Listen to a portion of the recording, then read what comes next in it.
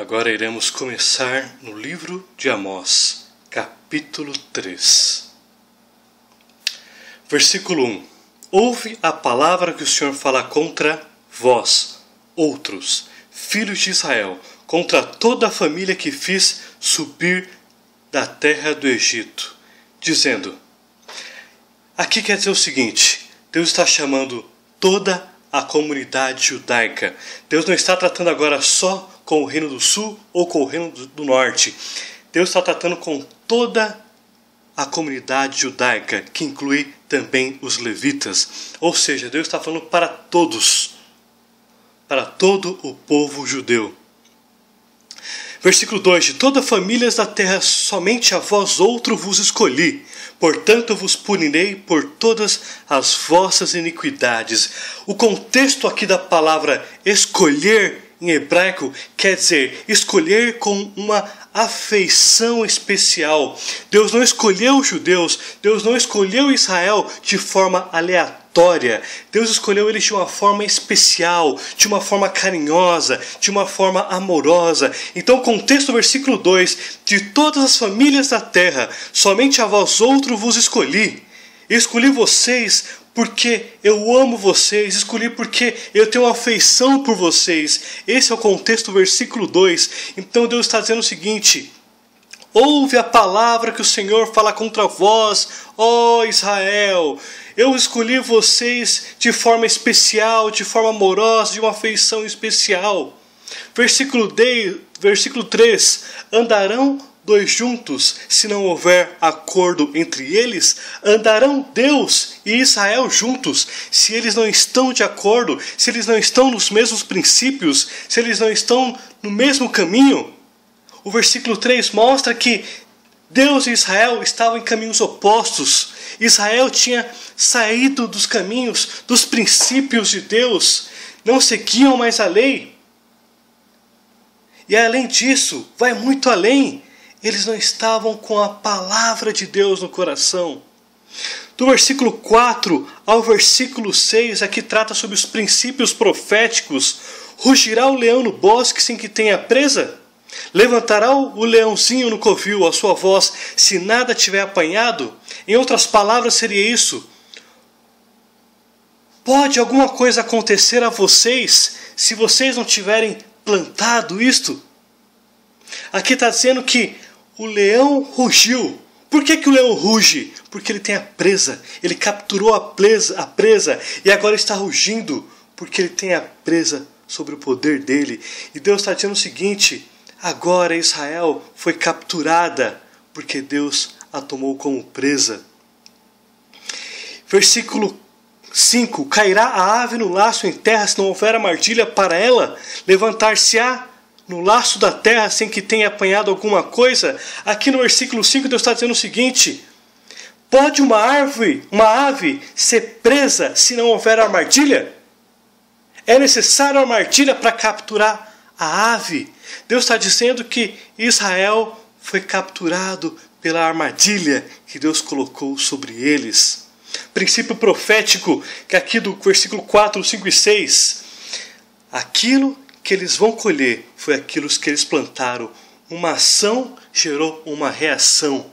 O princípio profético empregado sobre o leão, o princípio profético empregado sobre a ave é que algo gerou uma ação. Tocar-se-á a trombeta na cidade sem que o povo se estremeça? Sucederá algum mal à cidade sem que o Senhor tenha feito? No versículo 6, a trombeta é o chofar. O chofar era usado para alertar o povo de algum ataque dos inimigos, um ataque iminente. Então o chofar era tocado e a população se estremecia.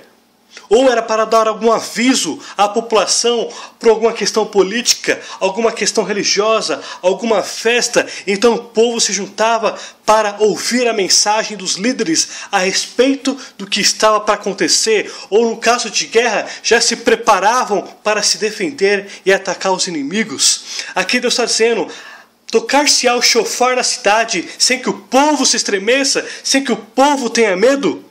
O estremecer aqui é semelhante ao terremoto, só que o terremoto aplicado aos seres humanos, o medo, o pavor de algo que estava para acontecer.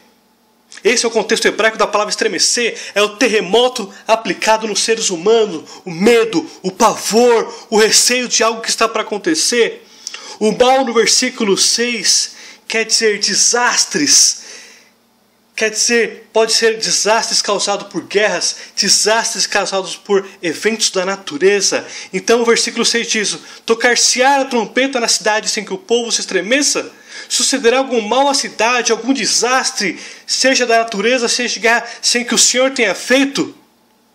Versículo 7: certamente o Senhor Deus não fará alguma coisa sem revelar o seu segredo aos seus servos, os profetas. No versículo 6, Deus deixa claro que os princípios proféticos aplicados anteriormente, agora Deus colocaria sobre a nação de Israel por consequência de abandonar as leis do Senhor Deus de Israel. E é muito mais amplo do que simplesmente seguir leis, é guardar no coração. Ouve, ó Israel, o Senhor teu Deus, o teu único Deus. Guardar no coração a palavra do Deus de Israel. E aqui no versículo 7, certamente o Senhor Deus não fará coisa alguma sem primeiro revelar o segredo. O segredo no contexto hebraico, o significado do segredo significa um colegiado de pessoas entre amigos para ouvir o conselho de alguém. E neste caso, Deus está dizendo o seguinte: não acontecerá nada sem que esse colegiado de pessoas não saibam o que está acontecendo. Porque o colegiado aqui quer dizer um grupo de amigos que ouvem os conselhos do Senhor. Deus queria que Israel estivesse ouvindo os seus conselhos, que meditassem sobre os seus conselhos, que aplicassem os seus conselhos. Ele está dizendo que nada acontecerá sem que ele pronuncie os fatos que estão acontecendo, o porquê resultaram nisto. O revelar o segredo, Deus quer falar para os seus amigos, Deus quer falar para Israel, Deus quer aconselhar, Deus quer instruí-los acerca da vida. Procurem a vida, me obedeçam, guardem a minha palavra sobre o teu coração. Deus revelaria, isso é uma atitude de misericórdia, compaixão que Deus está fazendo. Note que primeiro Deus revela, Deus aconselha, Deus fala: arrependei-vos, antes de castigá-los, antes de puni-los, para que a nação produza o arrependimento e se converta dos seus maus caminhos. Eu lembro agora daquela passagem em Crônicas que diz: se o meu povo que se chama pelo meu nome confesse, humilhar e orar, eu vos perdoarei e ouvirei as tuas orações. É este o contexto do versículo 7. Versículo 8: rugiu o leão, quem não temerá? Falou o Senhor Deus, quem não profetizará? Deus está dizendo o seguinte agora: estremeçam-se, porque o leão está rugindo. Aqui Deus está dizendo o seguinte: quem não profetizará dos fatos que estão para acontecer? Muitas coisas acontecerão para punir. Eu estou chamando profetas para que profetizem os próximos acontecimentos. Versículo 9: fazei ouvir nos castelos de Asdod e nos castelos da terra do Egito, e dizei: ajuntai sobre os montes Samaria, e vede que grandes tumulto há nela, e que opressões há no meio dela. Deus chamou agora os gentios, os povos gentios, as nações gentílicas, para ser como testemunhas do que Deus iniciaria com Israel, com as comunidades, com as nações judaicas, as duas irmãs, o reino do norte e o reino do sul. Agora, as nações seriam testemunhas do que Deus faria. A palavra tumulto aqui no versículo 9 quer dizer confusão, bagunça. Quer dizer que havia muita bagunça em Samaria, em Betel, havia muitas opressões, havia violência, havia idolatria. Deus está chamando as nações gentílicas para mostrar para eles: olha o que eu farei com esta nação, porque abandonaram a minha lei. Olha o que eles estão fazendo no meio deles: a violência, a confusão, a idolatria, a prostituição, a corrupção, a decadência moral, a decadência no meio jurídico, a confusão em Samaria. Vejam, nações, o que eu farei com a nação, porque abandonaram os meus princípios, abandonaram a minha lei. Versículo 10. Porque Israel não sabe fazer o que é reto, diz o Senhor, e entesoura nos seus castelos a violência e a devastação. Ou seja, aqui ele detalha que dentre os castelos, a liderança, os poderosos, estavam cercados de violência, devastação, idolatria, corrupção, imoralidade.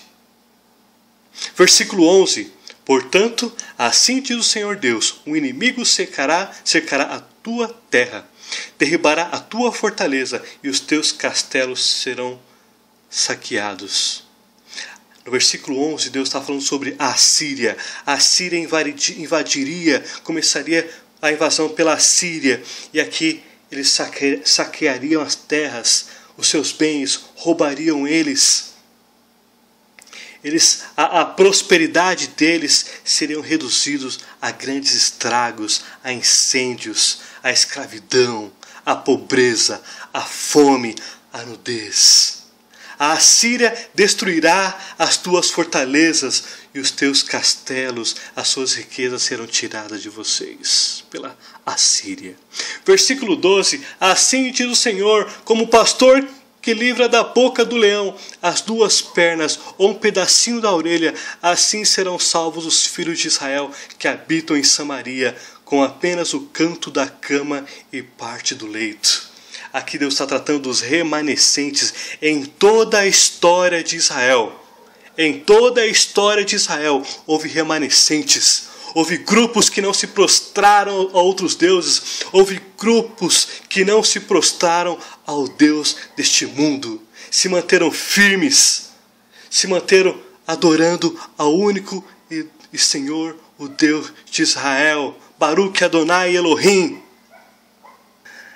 Aqui Deus está dizendo que uma pequena porcentagem, um pequeno grupo de pessoas seria livrado da morte. Deus salvaria a vida dessas pessoas por misericórdia, por amor.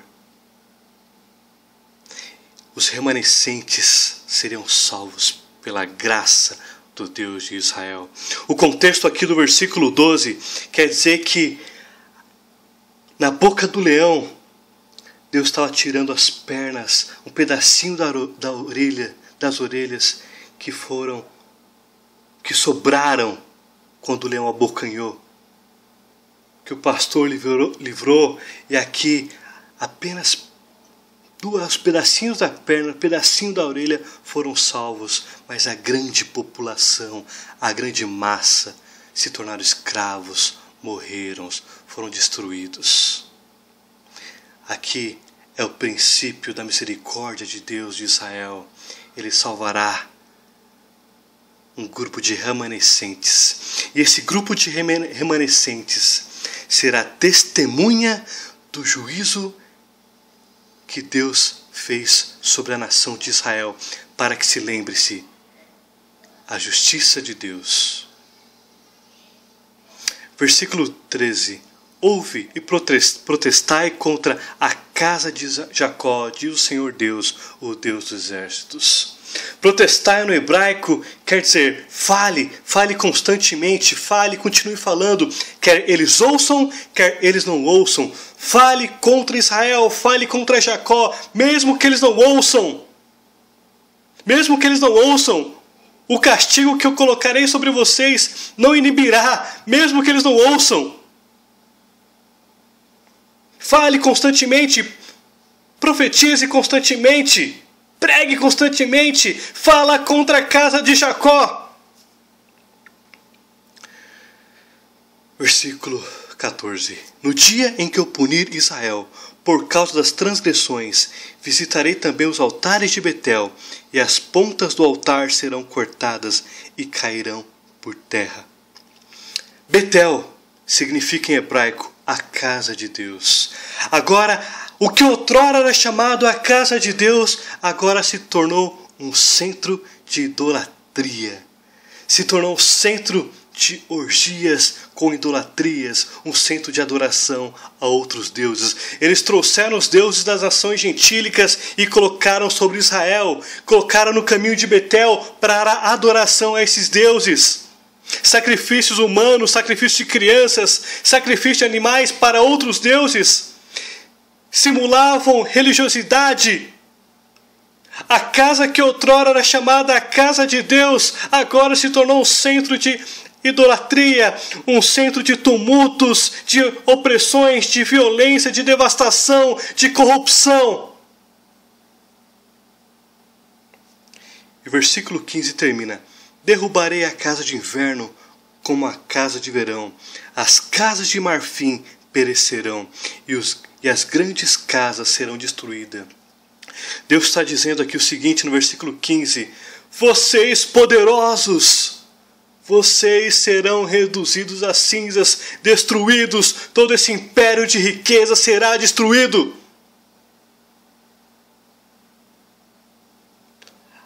As casas de marfins, as casas de verão que vocês usam para descansar, serão destruídas, porque vocês negaram a minha lei, vocês não me adoram mais. Andarão dois juntos se não houver entre eles acordo?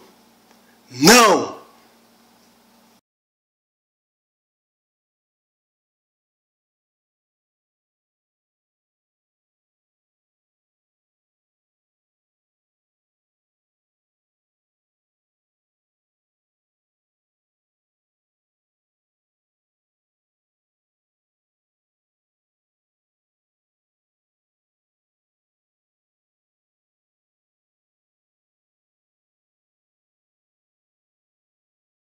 He is the